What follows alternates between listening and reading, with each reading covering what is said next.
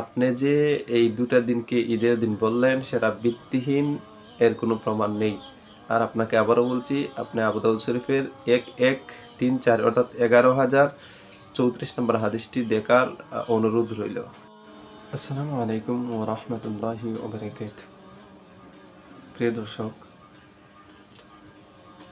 রবিউল আউয়াল মাস প্রায় শেষের দিকে।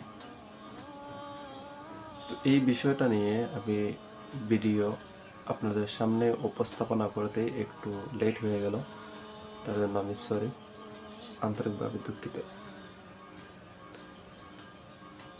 ভিউয়ার্স, আমরা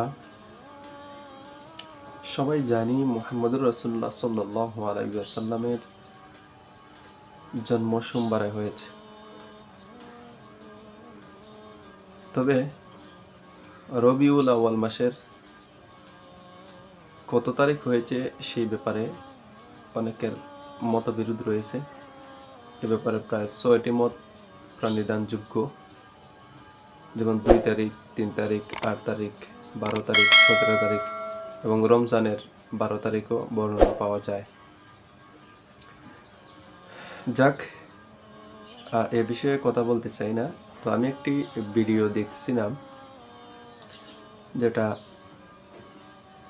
তাহেরি একটি ভিডিওর মধ্যে কি বলেছে যে মুসলমানের ঈদ 2টা নয় বরং 4টা।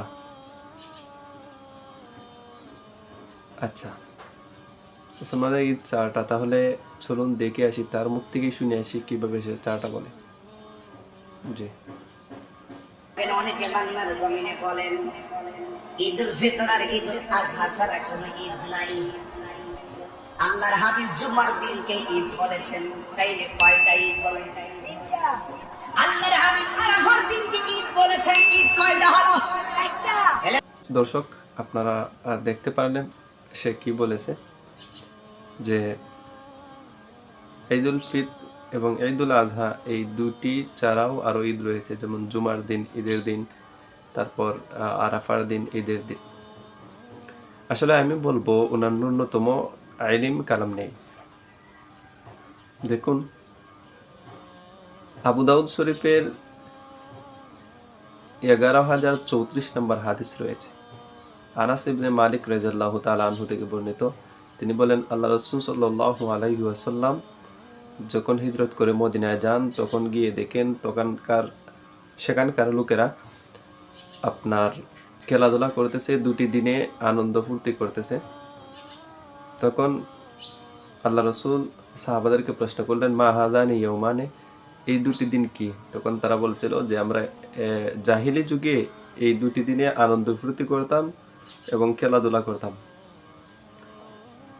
তখন আল্লাহ রসুল সাল্লাল্লাহু আলাইহি ওয়াসাল্লাম মুসলমানদেরকে উদ্দেশ্য করে বলেছিলেন, ইন্নাল্লাহা কাদ আবদালাকুম বিহিমা খায়রাম মিনহুমা ইয়াউমাল আদহা ওয়া ইয়াউমাল ঈদ।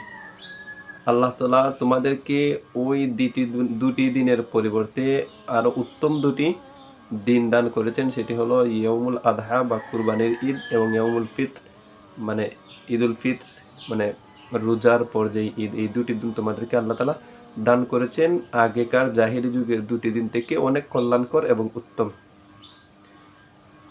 মোহতারাম তাহেরি সাহেব, আপনাকে শ্রদ্ধার সাথেই বলছি, আপনি এই হাদিসটা পড়বেন।